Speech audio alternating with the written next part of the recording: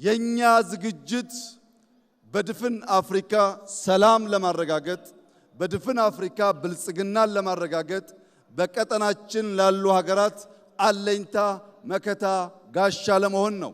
ለዚህም ሲባል በምድር በተራራ በጅረት የነበረውን ስልጠና ዛሬ ወደ ባህር ያሸጋገር ነው። ከውሃ የመራቅ ከውሃ የመሸሽ ውሃን እንደ ባዕድ አምልኮ የማየት ክፉ ልማዳችን አሁን ባለው የልማት እሳቤ ሪቨርሳይድ አርቲፊሻል ኢንተለጀንስ ግድቦች በመገንባት ውሃ ሕይወት ውሃ ልማት መሆኑን ማረጋገጥ መጀመራችን ይታወቃል።